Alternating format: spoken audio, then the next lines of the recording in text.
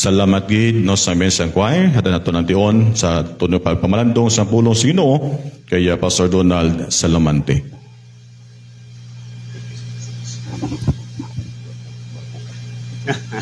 May ngaga sa tanan, singko kagwapo sa imo.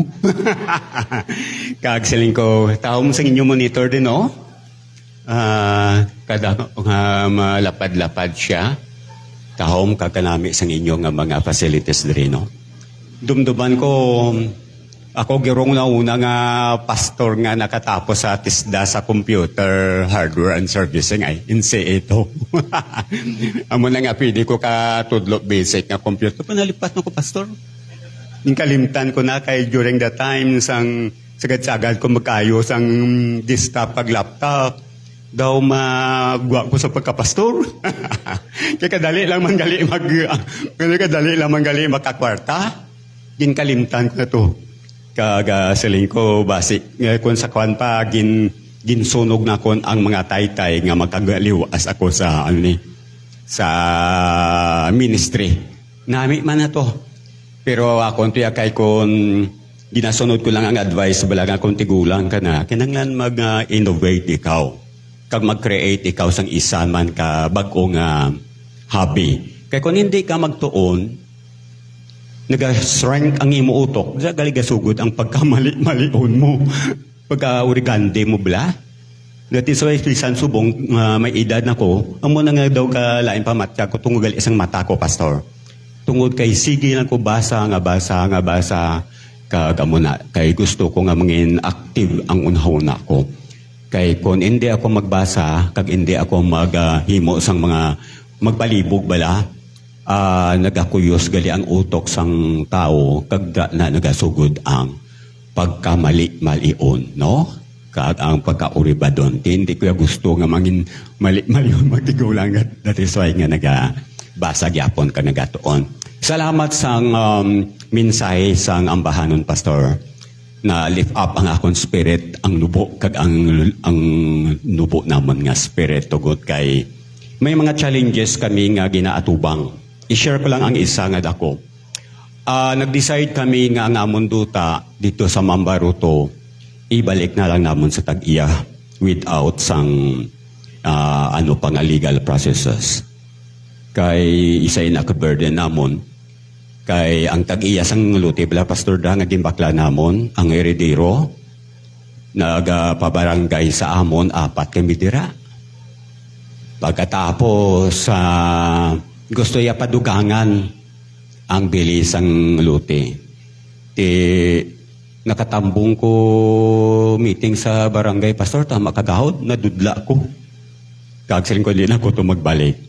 Nagpangamuyo kami ni Mrs. kung anong kabubuton sa Ginoo, willing na kami man nga i-give up na nga property. Kung sa bagay, while ang magkitagi kinanglan sa malapat nga duta, na may nabatian kong walis ang nagligad nga adlaw sa akon nga pagpamalandong. Ang kinanglan lang naton nga duta is 2x3. Amo lang kinanglan naton. Sa haray kamo inaway sang duta nyo nga ang kinanglanon lang ito 2 metros ang ang kalaparon kag ang kalarguhon. More or less 3 or 4 para na lang ginasalulubngan ta. Nya amo na lang ang duta nga kinanglanon ta.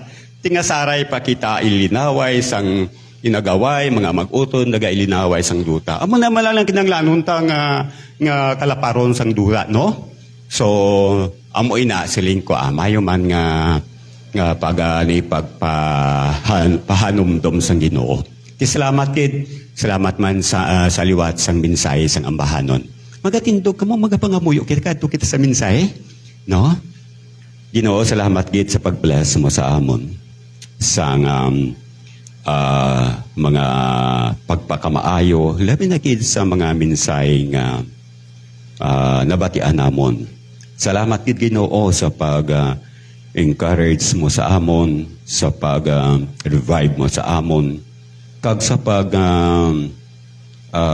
hatag sing kusog kakapag-on sa pagtuo nga ginhatag mo sa amon nga makapadayon kami sa alagad sa imo. Ginoo, ari ang imo mga kaanakan, ari ang imo mga alagad Magasimba kami pagi sa pagpamati sang imo pulong. Pakigahambal ka sa amon. Kag gamita ang imo nga pulong kag gina-acknowledge namon ang presensya sang balan nga espiritu nga magatudlo, magaaplikar sang kamatuoran nga amon pagatunan sa sinigid nga aga. Ini nga amon pangamuyo upod ang pagpangayo sang mga sala nga nahimo namon sa mahal nga ngalan ni Kristo Jesus. Amen. Magalingkod kamo. Natapos naton ang una nga parte sang aton nga case study sa John chapter 21. Nga nagkasugot si Kristo Jesus, review naton ini kay there is power in review, no? Kaya ang tatak sang isa ka maayo nga pastor nga always ini nga pastor will put into remembrance sa una-una sang mga tumulo sang pulong sang Ginoo. So kinahanglan gid kag nami gid nga reviewon. Di ang una naton nga gintun-an kay nakasugot si Kristo Jesus kag mga disipulo nga magkita na dito sa ubay sang Tiberias. Nakauna dito ang Peter kag nangisda sila samtang nagahulat. Naga-provide na sa aton sang framework or example kung ano ang himuon sang Kristiyanon sa kapawa sang paghulat niya sa ikadwa nga pagkari sang manluluwas. Ti amo na nga aton nga ginabantayan ang ikadwa nga pagkari sang aton manluluwas. Ti ang John chapter 21, ang unang nga bahin nag-provide sa aton sa example. Let us work faithfully, work while waiting. Matabaho kita, no?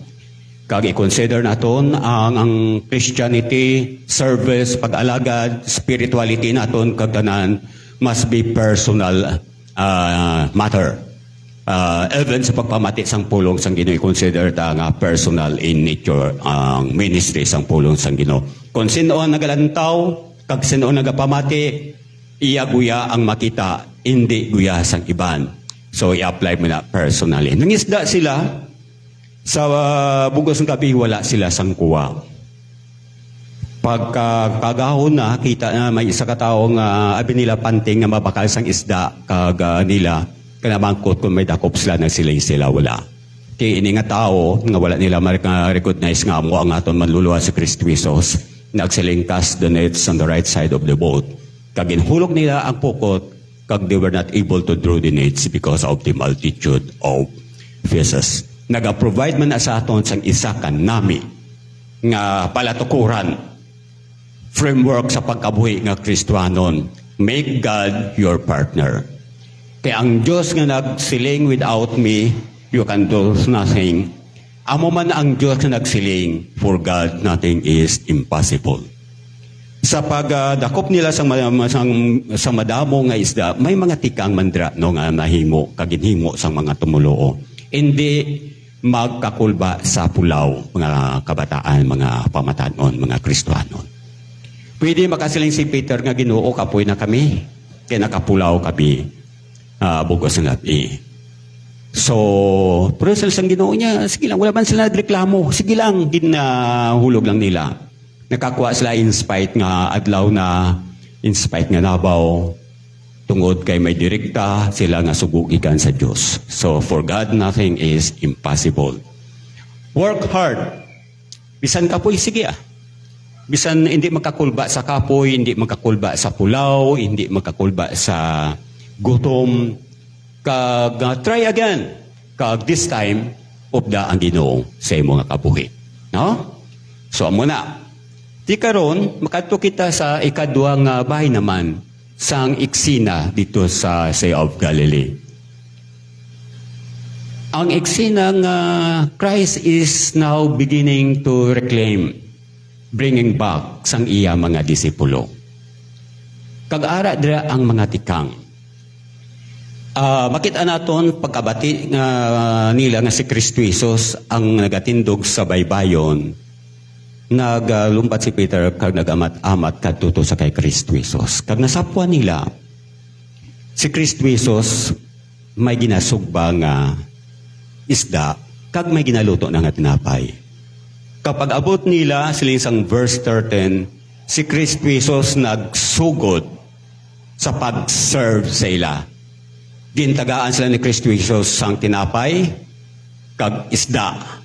Ang Ginoo nag-alagad sa ila. Ang manira kag ang picture nga ang manluluwas, amo ang nag-serve sa mga disipulo, nag-provide na sa aton sang isa naman ka-classic nga example. Truly, sa mataya sang Diyos kaginggawi sang Ginoo, he who serve is great in the kingdom of God. Ang nag-aalagad diya amo ang dako, bantog sa sirkulo sang mga Kristiyanon, kag sa kabuhi, kag sa ginharian sang Diyos. He wants to be great in the kingdom of God, must be the servant of all. Diri ang classic nga example nga bisan ang aton manluluwas. Nagkari siya hindi nga pag-aalagaron kundi mag-alagad. Nagkari siya para ihatag ang iyakabuhi para sa aton. Ang picture nga si Kristo Jesus nag-serve sa mga disipulo, isa ka living example. Kag naghatag sa aton sang leksyon. I don't know, Pastor, kung nagapati ikaw sini. Nga sang isa ka quotation kay daw badamo sang mga nagadibate sini. Pero ako nagapati. Nga we are saved to serve. Ginluwas kita sang Ginoo para nga mag-alagad.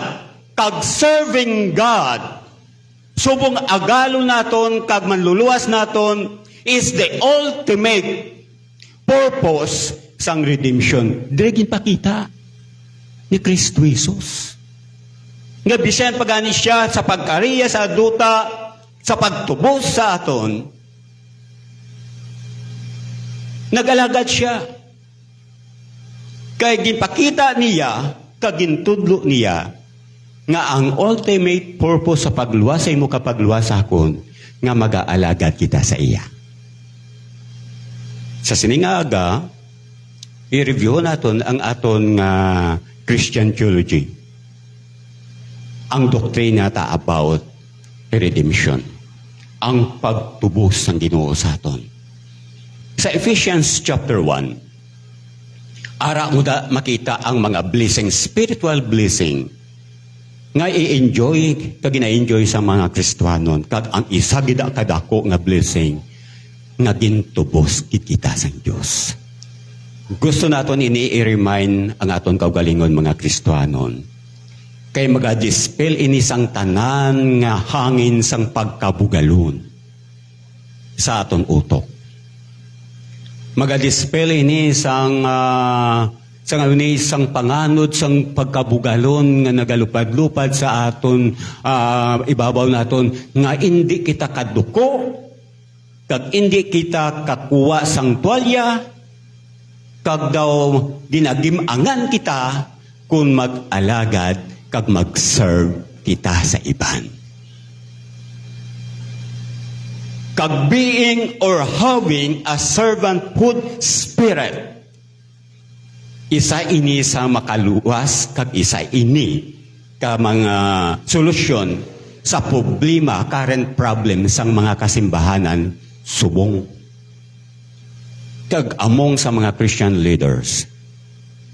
Kay ang tao, even mga Kristiyanon, nagailinaway sang trono, pero nagasikway sang tuwalya nga mag-serve sa iban. They are fighting for trono. Isa pa sa Christian nga sarkulo, tanawan nyo bala ang nakalatabo sa palibot ha? Kasimbahanan, halos daw masiling mo 95% ang kusang pag-ilinaway, kag ang pagpiliyak-piyak sang simbahan, it is because sang ginatawag leadership crisis. Leadership crisis. Sinugid ang magakontrol. Sinugid ang pinakamataas. Kag iban may tendency pag magpinsar nga may second class kag may elite nga klase sang mga Kristiyanon. Kag may mga Kristiyanon nga nabalaan ako nga nagapaminsar nga kung dako ang ila simbahan, daw taas sila pagpinsar. Kag daw mas balaan sila sang sa mga Kristiyanon nga nagapanimbawon sa mga gagmay nga mga simbahan.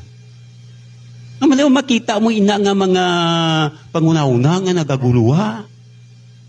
Pero sa pagibalaw nga gintubos kita sang Ginoo, mga makasasala kita, nga ginhigugma kaging kaluyan sang Ginoo kagintubos, maga-display ni isang hangin sang pagkabugalon. Kag ang manluluwa sa ganin naghimo sang isa ka ehemplo nga siya Ginoo kag isang mga Ginoo, pero nag-stoop down kag nag-serve sa iya mga disipulo. Ari diging pakita liwat sang Ginoo. Ang senaryo diri nga madumduman ako dito sa Upper Room, no? Dumduman nyo dito sa Jerusalem sa Upper Room. Halin sa Gitsemani, pakadto sa Jerusalem, nagalakat sila. Sa ila na paglakat, ang background gali amuni. Sa dalan, nagabai sila kung sino ang dako, ang bagset sa ginaharian sang Diyos. Who is the greatest in the kingdom of God. Ang magaling ang ginaistorya nila, kaginabaisa nila, samtang nagalakat sila. Ang maluluwas kapamati lang si Kristo Jesus, pero nagahipos. Pag-abot sa Jerusalem, sa Upper Room, dito nagpanyapon sila kag nag-institute sila sang Last Supper. Samtang nagakaon gali sila, ang ginabaisa nila sa babaw lamisa, kung sino man ang dako sa ginarian sa Ginoo. Pero ang maluluwa siya ang agalon, nagahipos lang. Guro ang Ginoo daw natakaan naman, nagtindog siya, nagwag ko sang tuwalya, nagkwa sang labador, kag ginhugasan ang mga tiil sa mga disipulo. Kag nagsiling siya, ako subong inyo agalon, naghimo sini sa inyo, dapat man nga maghimo kumusni sa isa kag isa. Willingness to stoop down and to serve. Because the way up is down in the kingdom of God. Amo ini. Kag mabalik ako sa akon nga general nga idea, nga we are saved to serve. Kag ang nagahatag sang dako nga idea, amo ang redemption. Kag ari dire gin display kag ginpakita ni Kristo Jesus, ang ultimate purpose sang redemption is to serve one another. Kay siya gani naghatag, nag-serve sa mga disipulo. Ang word nga redemption, mabalik kita sa aton nga theology kag sa aton kwan. May tatlo ini kakahulugan sa, o kung may tatlo ka root words sa original, no? Sa original nga lingwahe. Ang una nga pulo, amo ang ginatawag agorazo, pastor, no? Agorazo. It means buying back by paying the price. Ginbakal kaliwa, ginangkon kaliwat, paagi nga ginbaydan ang presyo. Reclaiming you again by paying the price. You know what? By creation, inatawag kita anak sang Diyos. Pero sang nagasukom ang aton unang aloy kag amay sa yawa, they become servant of Satan and sin. Ang redemption, gintubos kita, ginbaydan sang Ginoo, kag we belong, kag God owned us again through redemption by paying the price. May nagdugang paginsina nga isa ka pangunauna, kag amo man ang ginatuldo, kag I don't know kung may development sang isining nga doktrina. Redemption agorazo nagatudlo sa aton sang guya, isa sang mga guya sang kaluwasan. Redemption from the penalty of sin. Ang guya. Nga ginluwas kita, gikan sa penalidad sang sala. Ang pagluwas sang Ginoo sa aton gikan sa penalidad sang sala. Dako na nga kamatuoran, nga mag-augakom sang akon kawatagipuson kagunahuna. Kag duko kag mag-aalagad sa manluluwas nga nagbayad sang presyo sang akon kalag. Agorazo. Ang ikadwa, ginatawag na ex-agorazo. Ex out, no? Ginbaydan ikaw, pero wala ikaw ginpabilin sa merkado sang sala. Ginpagwa ikaw out from the marketplace. Ikaguraso. And then, gindala ka, sininagbakal sa imo, pakadto sa ilabalay. Kag dito sa ihiyabalay, ginhubaran ikaw, lutro, sa talikala sang sala. Agod hilway ka, nga mag-alagad sa tao nga nagbakal sa imo. Hindi ka hilway nga magpuli sa inyo balay kay backsliding na iya. Ang mga pagtudlo, wag ka pagkilala sang ibang pastor. Sa tapos ng ginbakal ka, ginpagwa ka sa merkado, sang sala, gindala ka sa balay, o kung gindala ka sa gwa, ginbuyan ikaw, sunod sa ila. Kag pwede ka na kapauli sa inyo balay. Ako yasin ko backsliding na, pauli ka sa inyo balay, mano ka to? Ang kamatuuran nga ginbuyan ikaw, agod hilway ka, kag libre ikaw nga mag-alagad sa tao nga nagbakal sa imo. Hindi nga makapauli ka kang magpinagusto ka, kundi hilway ka nga mag-alagad sa tao nga nagbakal sa imo. Amo na ang picture sang pagtubos kag manira sang aton kalwasan mga Kristiyanon. Ang picture sa isagidya ka ulipon nga ginabaligya sa merkado sang sala, ginbakal paging ginbaydan ang presyo, wala dira ginpabilin, ginpagwa sa merkado sang sala, kaginbuyan agod hilway nga mag-aalagad sa tao nga nagbayad. Ang munang kaimtangan ta mga Kristiyano. Kamay provision pag ginasadaan nga katipan. Mag-aalagad ka sa tao nga nagbakal sa imo, sa sulod sang 7 ka tuig. Sa tapos ang 7 ka tuig, ginatawag na sa Hudiyo, juvenile year. Jubilee year. Di nga jubilee year. Diba? Nga ini nga ulipon, sa sulod sang 7 ka tuig, may kinamatarong siyang abuyan. Libre siya. Pero kung ang ulipon makabatsyag, kag makasiling nga ang amo ya nga nagbakal sa iya, makatao, mabuot, dungganon, kag intratar sa sang intsakto, nga wala siya ginapintasan. Ini nga ulipon magasiling, amo, wala ako sang panimalay nga pagapulian. Amo, mabuot ka man sa akon, gintratar mo ko subong nga tao. Hindi na ako magpauli sa amon balay. Magatiner ako sa imo, tub-tub sa akon kamatayon. Ang himuon sini nga tao, ining amo, mahimo na sa dayon sang tabad. Do fista bala. Kag mabutan na sa sang himo na sa sang stage, kag panunin na ang mga elders kag mga tao. Agdahon, kag itong niya na sa babaw ang ang ulipon, kag magasiling. Ini nga ulipon, tagaan ko sang kinamatarong kagahilway sa pagpauli. Pero ini nga ulipon voluntaryo nga magapabilin siya sa akon tub-tub sa iya kamatayon. I-declare na sang ang amo. And then, ang amo dahil magagawa na sa sang term bala naton daw dulat, kagtuhugan. Kagbutangan sang aritos, kag ina siya, i-declare nga ban slave. No, may ban slave. Ulipon tubtub sa iya nga kamatayon, ulipon nga wala sing kinamatarong. Nagadepende lang din siya sa kaayo, kaluoy, bugay, sang iya agalon. Amo nang pamangkot sang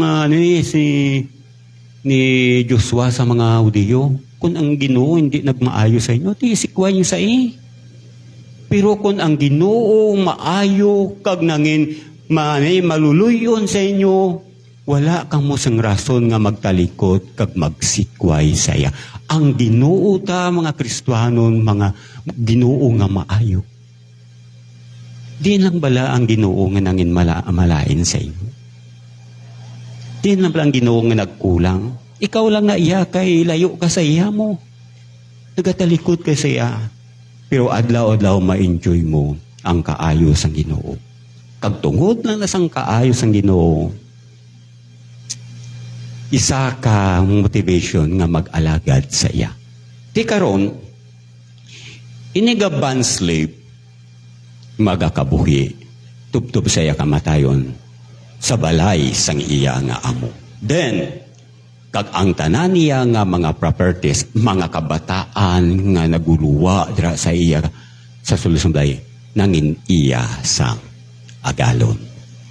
Amo kita sina mga Kristiyanon.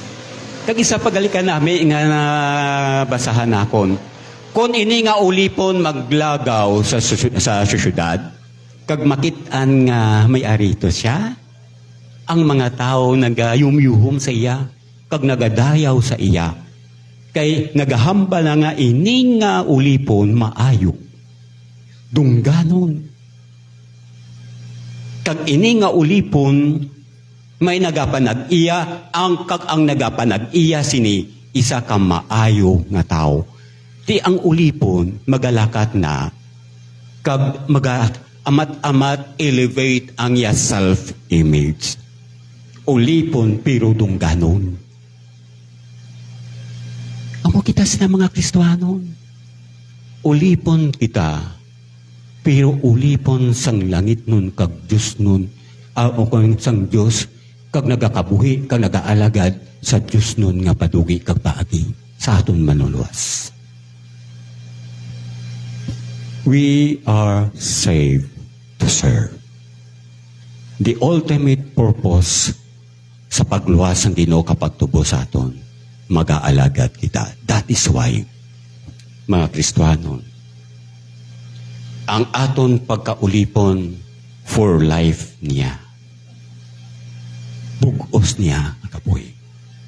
Amo na nga silin sang isa ka malugali, kung suguon ka sang Ginoo, hindi ka na magreklamo, kay banslave kita.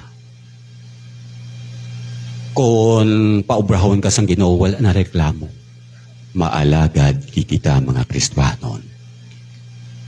Ang simbahan kabaitani, kag ang syudad, mag-provide, kag naghatag sa aton sang opportunity, madamo, nga paagi sini makaalagad kita sa Ginoo. Because that's the ultimate reason kung nga ginluwas kita sa Ginoo. We can serve God by worship. We can serve God by witnessing.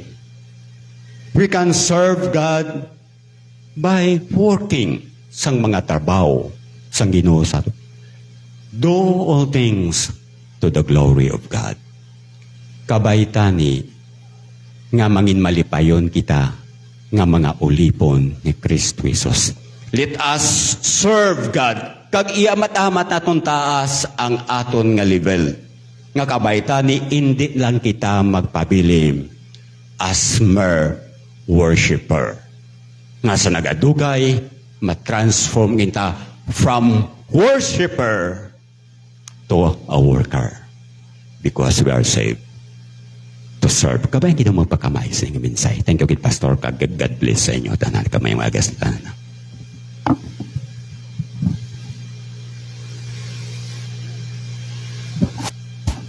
Madamugid nga salamat, Pastor Salamante, no, sa pulong sa Ginoo, o si Adlaw. Mag-gather ta sa itong tithes and offerings.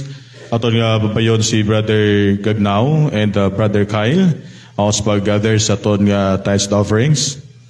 Aton mga bayon si Brother Kyle sa pagpangamuyo.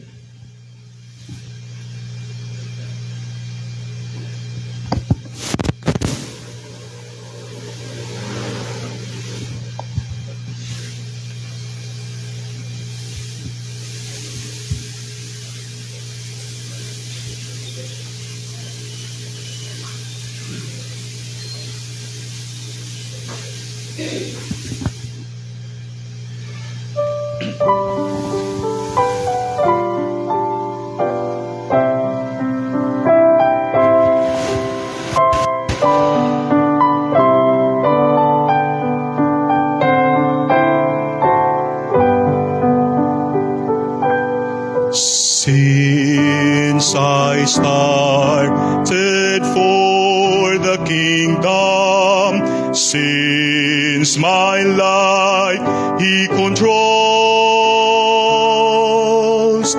since I give my heart to Jesus, the longer I serve Him, the sweeter He grows. The longer I serve Him, the sweeter He grows. The more that I love Him, more love He bestows. Each day is like heaven, my heart overflows. The longer I serve Him, the sweeter He grows. Every need He is supplying, plenteous grace He bestows.